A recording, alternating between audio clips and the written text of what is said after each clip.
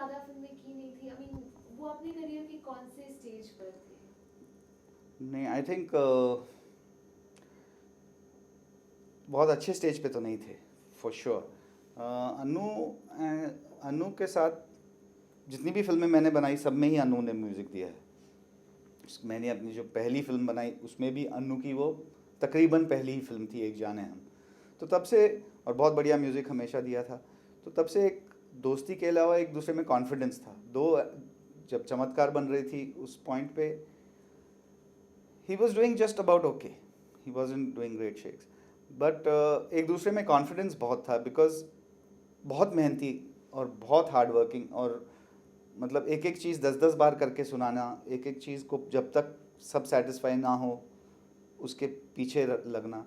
ये तो तकदीर की बात है, कब आपका पासा पलटे और कब आप यू टेक ऑफ। बट ये नहीं, उनमें गुण तो थे ही, that's why he is where he is today. And उसमें आनंद बख्शी साहब थे, who was the lyric writer, who was a very good influence for both of us, because उनका जो एक्सपीरियंस और उनका जो एक पेन का कमाल, which was very very helpful. I think he gave us at least two lovely romantic songs in the film. इस प्यार से मुझ इस प्यार से मुझको न देखो, and the other one was बहुत समय हो गया इसलिए मैं थोड़ा भूल रहा हूँ। प्यार प्यार ये है प्यार प्यार ये है प्यार प्यार। These were both lovely songs at that, and I still really like the compositions of those songs very much. एक उसमें एक और गाना था जो कॉलेज का गाना है, कॉलेज के फंड रेज़र जो होता है उसके लिए गाना था। और अगर कोई उस गाने को सुने और उसका जो फर्स्ट म्यूज़िक आएगा उसको उस पर ध्यान दें, तो जो जो फर्स्ट म्यूज़िक है उसमें जो म्यूज़िक पार्ट है इंटरल्यूड में, काली काली आंखें जो गाना है, exactly the same melody, the same tune was there in that song in at that time. और 4-5 साल बाद जब बाजीगर आई, काली काली आंखें was the song of that film. So the same tune was there in my film, which was used later for Kali Kali आंखें। शाहरुख खान के साथ ये आपकी पहली फिल्म थी, लेकिन आखिरी नहीं, क्योंकि इसके बाद आई थिंक आपने राम जाने उनके जी। साथ ली थी। तो क्या ये एसोसिएशन आप मतलब चमत्कार में एक अलग लाइट में प्रोजेक्ट किए थे आपने उन्हें, और राम जाने में बहुत ही अलग किरदार, बहुत ही अलग फिल्म? देखिए, आई डोंट नो, हर एक्टर और हर फिल्म मेकर का मतलब to do something different, to do something else. हर फिल्म एक जैसी बनाना या एक ही टाइप की बनाना मुझे नहीं पसंद। तो जितनी भी मैंने फिल्में बनाई हैं, I have tried to make not the same genre again. पहले कॉमेडी बनाई थी, दूसरी एक फैमिली सोशल बनाई, फिर एक आउट एंड आउट एक्शन बनाई, फिर Chamatkar which was a comedy, and then an underworld kind of film which was Ram Jaane. So I also prefer to try and make all types of films. And Ram Jane में, of course I wanted to make another film with Shahrukh, and Shahrukh wanted to do another film with me. तो यही कि किस किस type की film बनाए या क्या बनाए, and I knew I wanted to make a character driven film. तो उससे we were working on that, and मतलब the thought of Ram Jaane, should I be talking about Ram Jane? No, that's okay. I wanted to talk about the Shah Rukh Khan association. So that's fine, don't mind.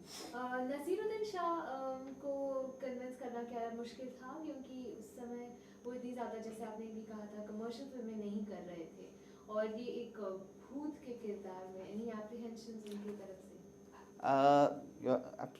Commercial film नहीं कर रहे थे, बिल्कुल बहुत ही कम करते थे और बहुत ही चूजी थे। Can you start this again with Nasiruddin हाँ, Shah's name? Because okay. my voice is not clear. Naseer उस वक्त बहुत ही चूजी टाइप ऑफ एक्टर थे, जो जब तक उन्हें अपना रोल या किरदार या स्क्रिप्ट समझ ना आए वो हाँ नहीं बोलने वाले। पैसे शायद उस टाइम पे इतना मायने नहीं रखता था, शायद आज भी, बट उन्हें चीज़ वो करनी थी जो वो, मतलब उन्हें किरदार करना होता है, उन्हें ये नहीं कि ये किस टाइप की फिल्म है, ही इज़ मोर कंसर्न कि मेरा किरदार क्या है। और जब उन्हें ये कहानी सुनाई गई तो I think he also was very tickled with the whole idea. And for him as an actor, एक भूत play करना was very challenging for him. I mean, you know, and जो I mean इसके पहले उन्होंने बहुत से serious काम किया है. So as an actor, he was very charged because he was also going to be doing comedy throughout the film. Though his backstory और ये सब काफ़ी dramatic है, but जो current scenario जो चल रहा है film का, he मतलब almost like a husband and wife relationship with Sundar, you know, the Marco and Sundar not getting along, झगड़ा करना, मिलना, बिछड़ना, जो भी उन दोनों का relationship which he worked on. And मतलब यहाँ तक के even his own get up, कि how he should look, how he should be dressed, all those things. And he's wearing उनका एक ही नेचुरली जो कपड़ा पहना है उन्होंने, जो फर्स्ट सीन से पहना है वही कपड़े लास्ट सीन तक पहने. खाली हाँ शायद दो सेट बने थे उन सेम चीज़ के, क्योंकि एक हमें चाहिए था with the bullet hole and one without the bullet hole. And but he worked on his look and you know उन्होंने अपनी तरफ से तो बहुत ही मेहनत की. And I think he enjoyed it because he was playing a ghost. Interesting name Marco. Hindi फिल्मों में ये मार्को नाम नहीं आता usually. I know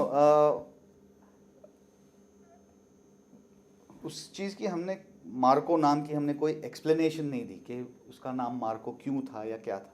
he was an underworld bad character associated with the underworld who tried to turn good. So I mean बहुत से लोग अपने जो जो उनका रियल नाम है और उनका जो धंधे का नाम है, सो टू से गैंगस्टर धंधे का, उनके बहुत से टपोरीपन के, सो it was just a name जो I think the writer and all of us agreed with कि हाँ Marco sounds good as a gangster kind of character.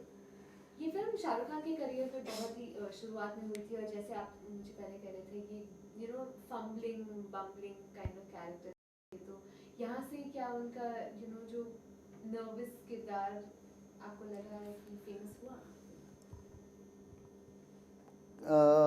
जो सुंदर का जो किरदार है इस फिल्म में, जो एक small town person big city में आने के बाद आया, सारा कुछ चोरी हो गया, उसके पास ना कुछ बचा, बिना पैसे बिना कुछ, एक नए शहर में, तो और एक मासूम आदमी, तो वैसे ही उसका नर्वस होना इनहेरेंट था. और उसके बाद एक गोस्ट या भूत के साथ टकरा जाना और उसके साथ लगे रहना, तो उस कैरेक्टर का नर्वसपन थ्रू आउट होना एकदम ही लाजमी था. क्योंकि जहाँ भी वो जाए और जो भी वो करे, आई मीन वो कर तो रहा है मार्को के लिए, तो और उसे ये सामने वाले को समझाना है कि मार्को एक्चुअली अच्छा आदमी था, but how is he suppose to know who is Marco. तो ये सारी चीज़ें, because he had to keep contradicting himself in every scene. So the nervousness part of it was I think inherent in the character. It was part of the character. And we were so pleasantly surprised, and कि ये आदमी with so much ease he was able to do this stuttering and stammering, and which later on with Kaka Kiran became something else.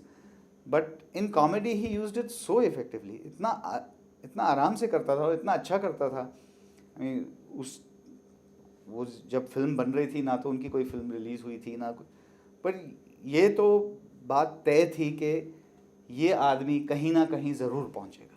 There was no doubt in nobody's mind कि this boy will reach God knows where, and nobody could predict कि आज जहाँ है वहाँ तक पहुँचेंगे, but can nobody to stop him from becoming a very good, I mean a star and known as a very good actor. Now he's become a superstar. That's over, I mean, gone far beyond the actor also. But at that time हम ये था कि ये actor तो एक industry में आ गया, एक बहुत अच्छा एक्टर. और ऐसे कोई वाक्य जो आप हमें बता सकते हैं? I think we talked about lots about the film, लेकिन कोई ऐसी चीज़ें जो मतलब हमें अगर ना पता हो मेकिंग के दौरान, सॉन्ग्स के दौरान, specially you know special effects के सीन्स? नहीं, हमारे जो एक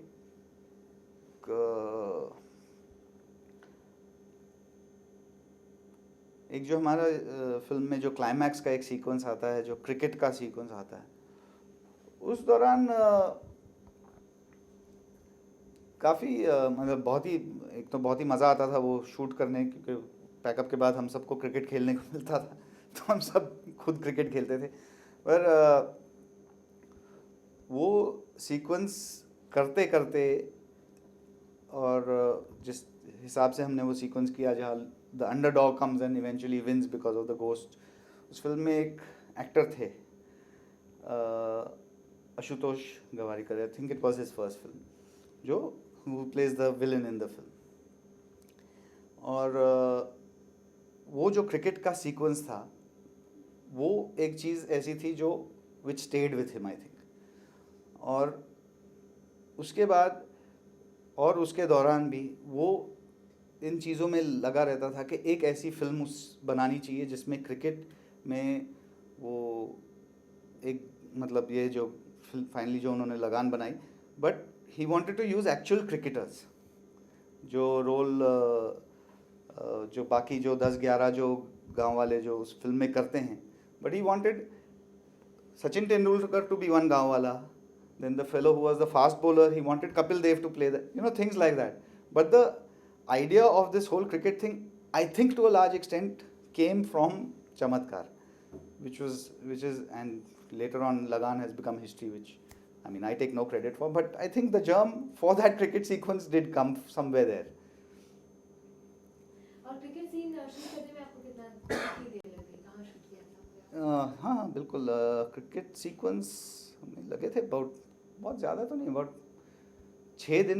5-6 दिन हम लोग शूट कर रहे थे यहीं पे वर्ली में ही। वेस्टर्न रेलवे ग्राउंड्स हैं, जो क्रिकेट का एक मैदान है, वहाँ पे ही हमने किया। और आई थिंक 9 बजे से 4 बजे तक हमको वो जगह मिलती थी शूटिंग करने के लिए, फिर 4 बजे से 6 बजे तक हमको क्रिकेट खेलने के लिए।